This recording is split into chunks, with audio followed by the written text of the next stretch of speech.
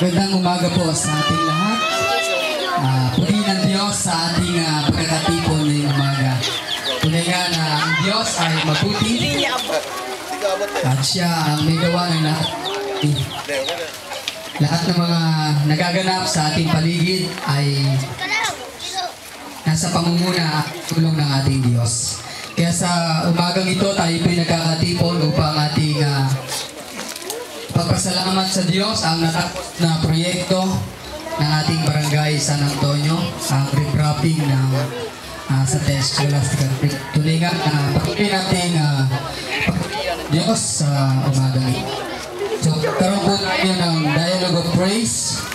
Meron po kayong kopya ng meron po papel tayo babasahin. Tayo po yung sa kagutan. Para po sa ating Dialogue of Praise, the Lord's are near and its fullness. The world and those who dwell in it. Set the earth on its foundation. So that it shall never be shaken. What can we do without the Lord's help? With God all things are possible. Every heart is built by someone. But the builder of all things is God. Praise the Lord who made heaven and earth. Praise the Lord and let it abundantly. Give thanks to the Lord God on His name. Make known among the nation what He has done. Stand up and praise the Lord our God. Praise from everlasting to everlasting. Let it hear the Lord's name and make it rejoice about the blessed and praise. Give thanks to the Lord for the Lord's love and mercy ever. Tayo po ngayon ng ating pasasalamat. Salamatan natin ang Diyos sa umaga ito. Dakilang Diyos, aming Ama sa langit. Kami nga po ay nagkakatipon dito bilang isang sambayanan na tunay nga na nagpapasalamat sa iyo, Panginoon. Tunay nga, Lord, Pinupuri ka namin sa lahat ng mga proyekto na patuloy pong nagagawa dito po sa amin. barangay.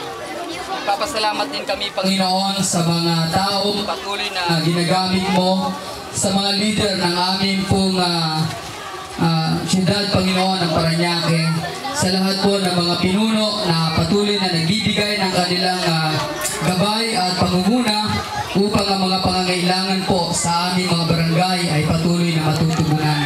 Salamat sa buhay ng aming congressman. Salamat po sa aming punong barangay, Paul Casale, Panginoon, at sa lahat ng mga kagawad na patuloy na pinagkakaisa mo, pinagbubuklod mo para sa mga proyekto po sa amin pong barangay.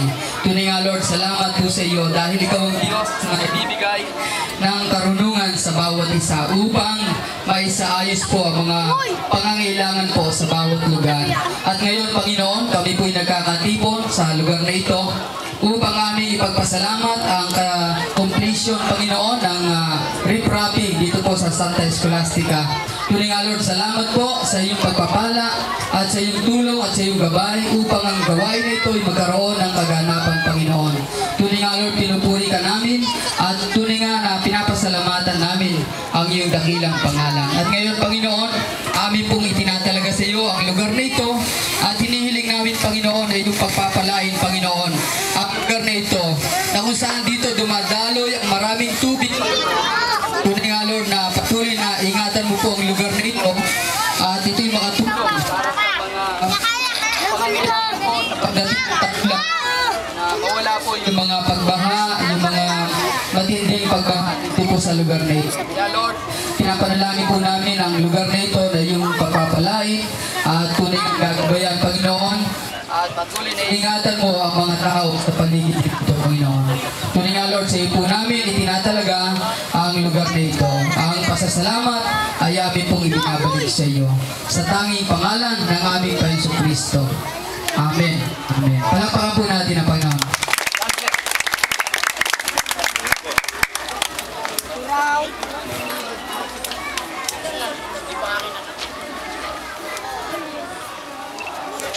Ready?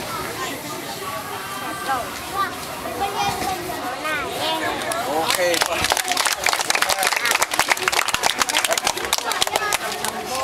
Tuk.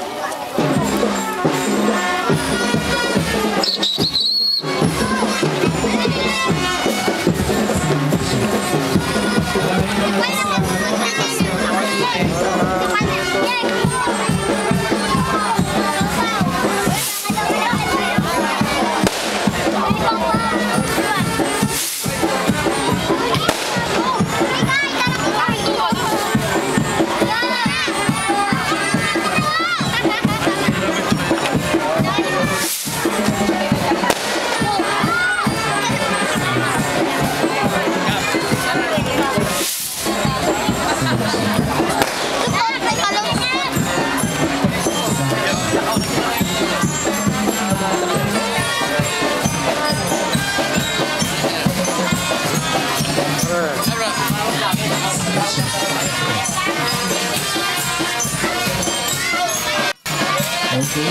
Sa punta po ito mga kaibigan ay tayo po ay pinagtugan ng Dr. Arcadio Santos National High School. Yan. Palakpakan po natin sila.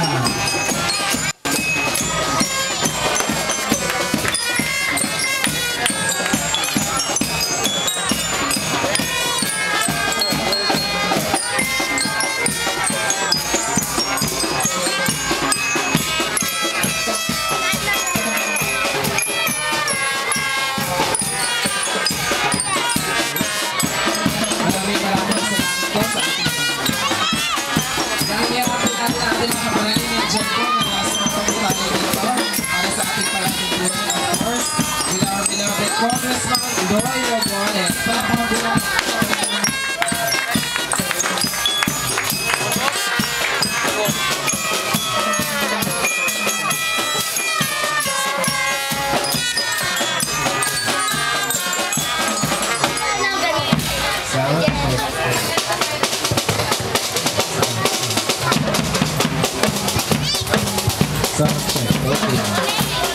At syempre, kasama na rin po natin ang ating mga iba pa mga bisita.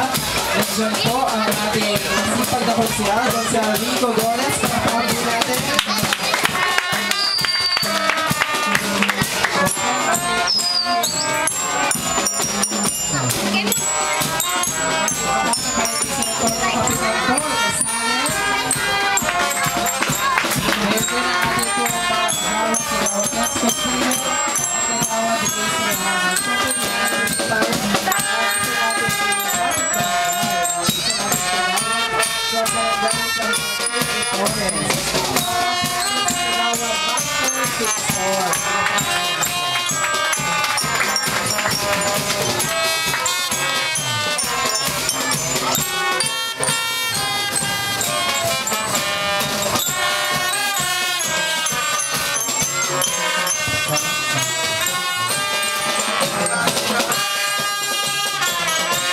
Po sa gilid, dito po tayo. Dito po tayo.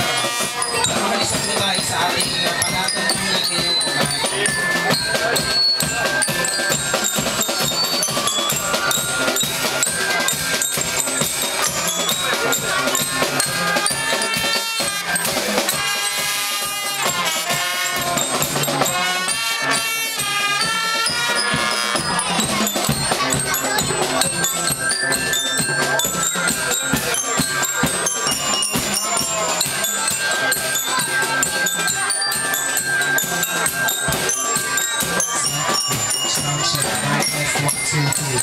Okay.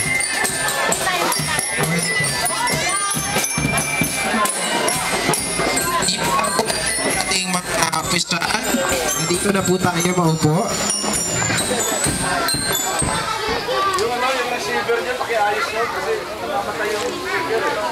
Ay, yung message, yung receiver. Sound check. Ito yung maganda yung receiver.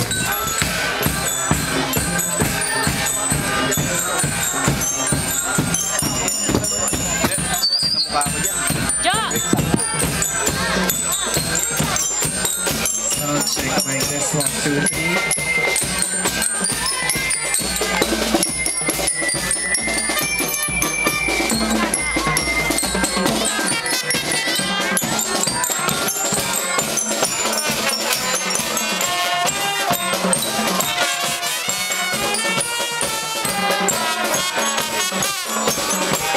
Once again, bigyan po natin na sila po palakpakan ang Dr. Arcadio Santos National High School Band.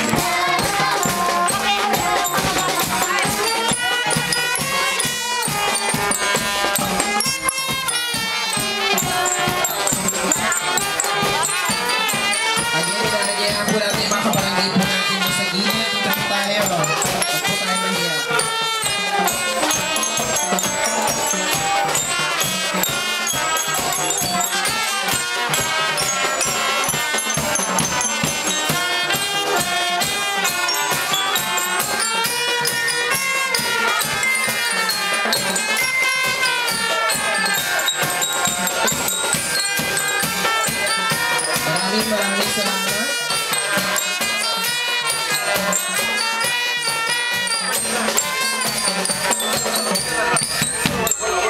Thank you very much. Once again, palakpakan po natin ang Dr. Arcadio Santos National High School Brass Band. Ayan, maraming po salamat. Okay, at isang magandang umaga po sa ating lahat. Good morning po! Again, lakas na naman natin. Good morning sa ating lahat! Ayan, tunay nga maganda ang ating umaga dahil isang malaking biyaya ang binigay po sa atin. Dahil unang-una, sama-sama tayo sa isang magandang weather na ibinigay po sa atin ng Panginoon para maidaos po natin ang inauguration and blessing ng rip-wrapping project ng ating Congressman Roy Logoles dito po sa San Pablo at Santa Scholastica. Kaya palakpakan po muli natin Congressman Roy Logoles. Ayan. At syempre, ito ay isang napakahalagang proyekto. Kaya naman, katuwang din ng ating congressman, ang ilan sa ating mga officials from the city, at syempre ng ating barangay. Kaya hayaan niyo po, i-acknowledge ko po uli sila para po mas maganda. Ayan. Syempre, nandyan po ang anak ng ating butihing Congressman Roy Logoles, ang isa sa mga masisipag nating konsihal dito sa ikalawang distrito ng lungsod ng Parañaque. Mga kaibigan, palakpakan natin Konsihal Rico Goles. Siyempre kasama din po natin ang ama ng Barangay San Antonio at talaga namang patuloy ang kanyang pagsaserbisyo sa mga mamamayan ng ating barangay.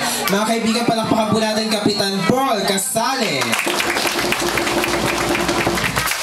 At syempre kasama po ng ating butihing kapitan ang kanyang mga kagawad.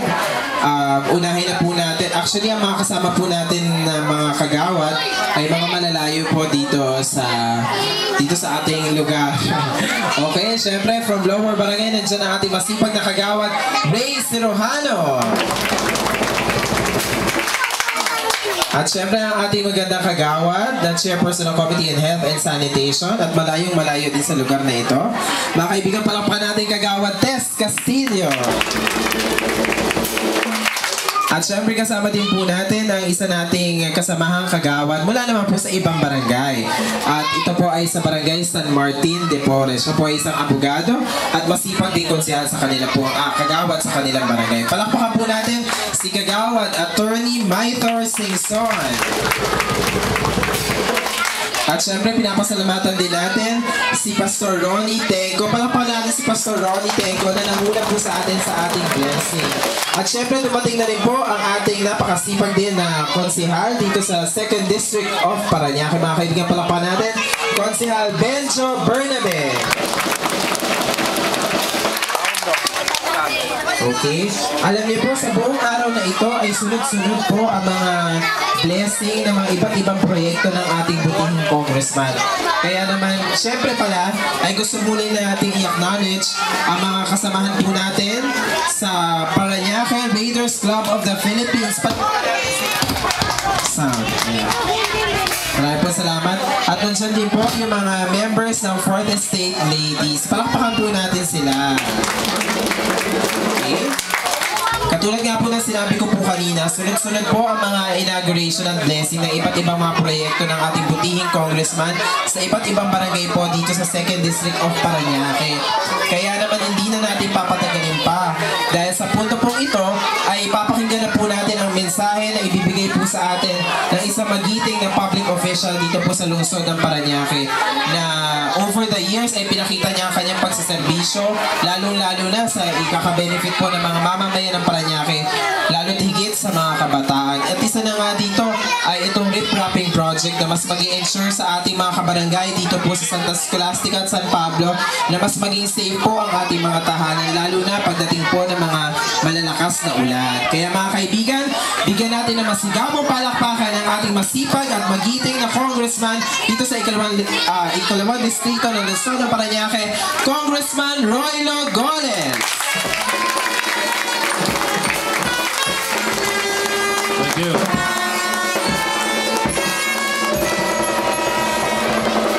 Maraming salamat po. Maraming salamat po. Naririnig niyo ako dyan?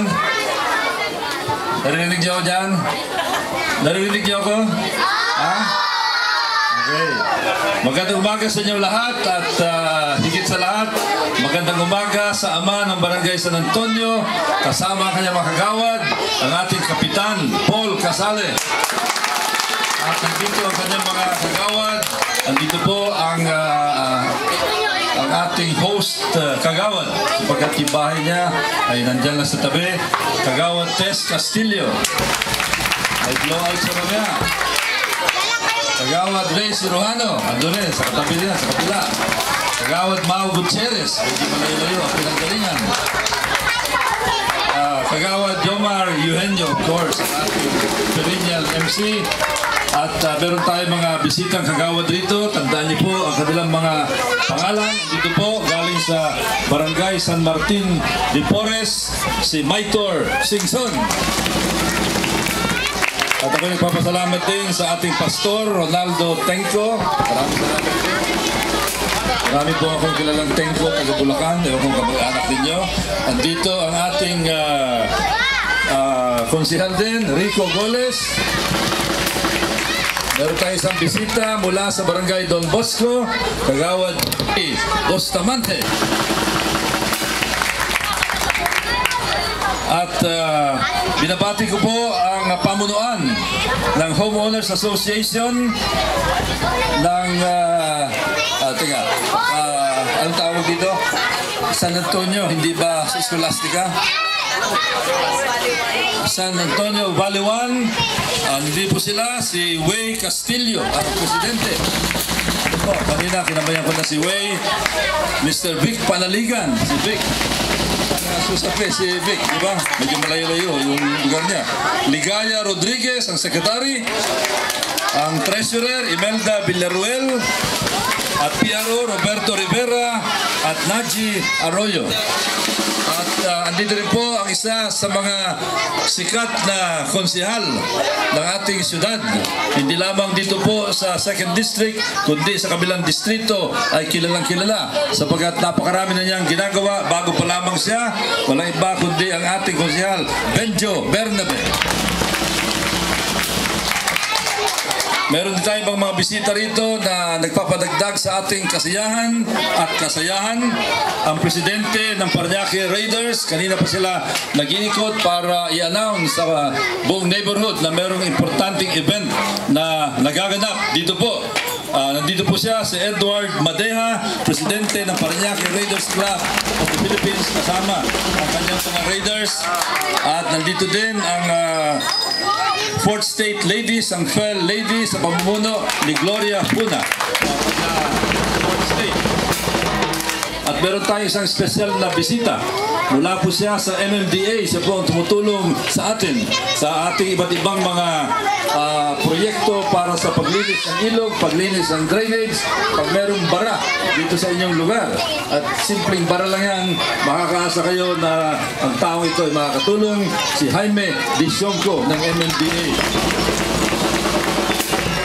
Salamat po. At nandito rin ang ating mga kagawad o mga tao sa Congressional District Office sa pamumuno ni George Grady at Deber Bargo sa Congressional Office at marami pa iba. At siyempre palakpakan natin ang ating banda na kanina pa nagpapasaya sa atin, ang banda mula sa Dr. Arcadio Santos National High School. Andito din ang ating ati-atihang group sa pamumuno ni Ray Sirohano. Sila ay nag-iingay dyan.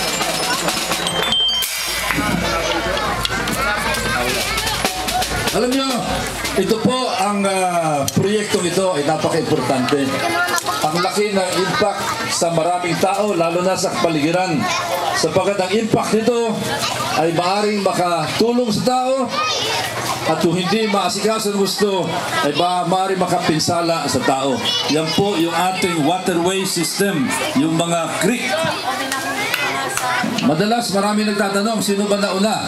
Yung tao o yung creek? Alam nyo, simple ho yan. Paano nagkaroon ng creek? Meron tubig. May tubig sa paligid. Pag umuulan, galing sa mga ibang lugar. Tapos sa haba ng panahon, yung tubig na yan, daloy ng daloy, umuukit sa lupa hanggang magkaroon ng creek, hanggang magkaroon ng ilog, hanggang sa umabot sa dagat. Yung tubig dito po, dumadaan tubig dito, pupunta yan hanggang sa Manila Bay. At ang isang pruweba dyan, yung isang trahedya na nangyari dito, trahedya na maaari natin maiwasan kung aayusin natin ng gusto. Yung mga creeks natin, yung naging biktima ng trahedya na yan, dito banda nalaglag, pero ang kanyang kaawawang katawan, labi, ay nakita na, malapit na sa Manila Bay. Yun ang ibig sabihin, yan yung mga koneksyon. Pag meron kayo Google Map, makikita nyo yan. Ang daming mga creek dito po sa Paranaque. Marami, Villanueva, Buaya, Donggalo, Baliwag, etc. etc. Lahat yan papunta doon sa Manila Bay. Pag nagkaroon ng bara, noong una walang tao, tuloy-tuloy yan. Pero nagkaroon ng tao, unti-unti, yung tao nagkaroon ng conflict sa waterway system at yun ang sagot sa mga nagtatanong, sino nauna? Yung creek o yung tao? Nauna po yung creek. Yung creek na ito lalabanan ko ng pustahan. Pag nagkaroon tayo ng geological study dyan, siguro mga 100,000 years, 200,000 years, nandyan na. Yung creek na yan, wala pang tao dito sa lugar na ito. Kaya ito ang isa sa mga priorities natin. At ako'y natutuwa na ang homeowners, ang barangay at ang syudad ay nagtutulungan dito. Kasama ang MMDA at kasama ang Department of Public Works and Highways. Tayo po ay pinalad, si Congressman Goles ay pinalad, na sa pamamagitan ng aking pakikipag-ugnayan sa pinuno ng MMDA, Francis Tolentino, sa pamamagitan ng aking pakikipag-ugnayan sa pinuno ng Department of Public Works na si Babe Singson, at siyempre sa pamamagitan ng pondo na inilalaan para sa isang congressman, yung tinatawag na Priority Development Assistance Fund.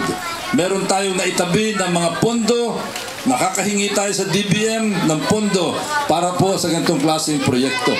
Sa ngayon, mula po na magsimula itong 15th Congress, itong termino ko ngayon, ang termino ng mayor, ang termino ng mga konsehal ngayon, na nagsimula noong June 30, 2010, officially nagsimula July 1, 2010. Meron na tayong 8 ripraping projects na either ginagawa na o natapos na. At ang isa dyan, siyempre itong ripraping project natin dito.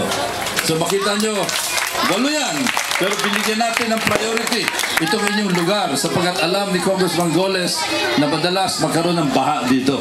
At ito ay talagang makakatulong sa mga tao. At hindi lang yan, meron pa tayong pondo. Meron tayong nakuha, ito po ang sasabihin sa inyo, nakuha na 45 million pesos. Tatlong 15 million peso projects na nakuha natin sa pamamagitan ng ating mabuting pakikipagtulungan sa ating presidente at sa ating Department of Budget and Management, at siyempre kasama sa priority dyan sa 45 million ripraping, desilting, creek clean-up project na yan ay ang Barangay San Antonio. Marami na tayong nagawang mga proyekto. Noong minsan dito po sa kabila, noong minsan doon sa may Valley 9 banda, katabi ng Creek Drive 2, katabi ng Valley 8, yan po. At hindi lang yan, of course, marami pa iba. Gusto ko rin banggitin yung iba pang proyekto natin habang tayo nandito. Meron tayo, alam naman nyo, ang isang pet project natin, yung Coliseum. Mula po, nung magsimula itong Congress na ito, itong 15th Congress, nagsimula noong July 1, 2010. Meron na tayo na natapos na 17 na Coliseum projects sa buong 2nd District ng Paranaque. 17 po. Merong mga lugar, isang buong probinsya. Okay, isang buong napakalaking syudad. Ni 12, wala. Kahit na 5, wala. Pero meron tayong 17 covered courts o Coliseum project dito sa 2nd District ng Paranaque. Dito lang po sa 2nd District yan nangyayari. Pero habang sinasabi natin yan, katunayan mamaya pupunta kami dun sa Barangay Moonwalk para mag-inaugurate ng isang Coliseum sa Don Bosco pala. At bukas sa Barangay Moonwalk, meron pa rin 10. Merong 17 tapos na. Meron pang 10 na either nasimula na, malapit na matapos o kasi simula pa lamang. Pero hindi pa po tapos ang taong 2011. Meron pa tayong darating pa. Siguro by about September, October, meron pa tayong dagdag ng mga Coliseum na gagawin at makakaasa kayo pagdating sa kanyang mga priorities, parati natin kinukonsider itong inyong lugar sa Barangay San Antonio. Meron na tayo isang sisimulan na doon sa Don Aguido sa taas. Don Aguido Bernabe subdivision. Nagkaroon na ng konting confusion doon, pero para ma-solve ang confusion, sa halip na isa, dalawa ay pagkagawa natin doon. Pero yung pangalawa, hindi muna. Pero darating din yan. Pag sinabi ni Congressman Goles na darating yan, sigurado kayo. Kasi sigurado na bukas, sisikat ang araw, darating yan. So, yun lang po. Ako'y nagpapasalamat kay Kapitan Paul Casale sa kanyang napakahusay na pagtulong. Napakadali po para kay Congressman Goles na magpatupad ng mga proyekto rito sapagkat si Paul Casale at ang kanyang mga kagawad ay talagang full support. Pinapasalamatan ko rin ang siyudad ng Parañaque sa pamumuno ni Mayor June Bernabe sapagkat itong klase mga proyekto magagawa lamang pag nagtutulungan ang congressman at ang mayor. Siyempre, dagdag natin yung ating iba pang mga proyekto dito. Pag ilang beses nagpunta rito, dito mismo sa lugar na ito. Itong nakaraang mga 3 linggo yata, may 2 naburol dito.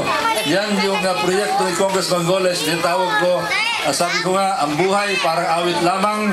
Ayaw kong bagitin yan, pero ang buhay parang awit lamang. Mayroong simula at mayroong katapusan. At kung may katapusan at medyo hindi nyo kaya na asikasuhin yung katapusan na yan, magpunta lamang kayo kay Congressman Goles. Sagot na kayo. Kay Congressman Goles, pabalikan ng ating libreng palibing. Binilang namin yung libreng palibing. Itong mula nung sinimula natin ito. Dito po sa mula nung July 1, 2010, binibilang ng mga about 900 plus na ang nakidabang dito sa ating libreng palibing. Pastor, ay ibig sabihin niyan, wala na pong alalahanin yung mga namatayan. Basta sila ay qualified at mga indigents. Kasama na rin yung PGH sa project natin na libo-libo na bilang ko. Yung nakinabang sa PGH sa projects natin, mula na sinimulan ko ito, bumibilang ng mga around 25,000 na mga residente ng Parañaque. Karamihan dito po sa District 2, pero meron 5,000 doon sa District 1. So, yun lang po. Asa nga pala, mga sasakyan, pinaliwanag lang sa akin binanggit sa akin ni Kagawad Ray Cirujano, yung mga sasakyan. Gusto ko lang sabihin na nung unang term ko, kasi hanggang ngayon nakikita ko rin yung labi ng mga ibang sasakyan dyan. Nung unang term ko, first term ko, ang dineliver na sasakyan ni Congressman Goles ay bumibilang ng mahigit 84 na sasakyan sa buong siyudad ng Parañaque. 2 multicab bawat barangay, 1 Anpra bawat barangay, 1 dump truck bawat barangay, at 1 multicab para sa lahat. 1 Anpra pala, para sa lahat ng mga eskwelahan. Around 20 of them all over Parañaque. Dinagdagan pa ng 2 maliit na fire truck at yung payloader, at nagpadala ako ng napakaganda na ambulansya. Yung ambulansya na nakikita nyo, pag nanonood kayo ng TV sa US, ganun kaganda. Kaya lang sa Tamampalad, medyo hindi nasikaso ng sudo. Andun na sa dump site doon sa may bandang Ontiveros. Nakita ko minsan, medyo nabiyak yung puso ko na makita. Pero mo, wala pang 4 na taon nasa dump site na yung kaawa-awang napaka-moderno at high-tech na ambulansya. Palakpan din natin si Wahoo Soto. So yun lang po. Maraming salamat. At magandang umaga sa inyo lahat. Thank you very much. Maraming salamat po.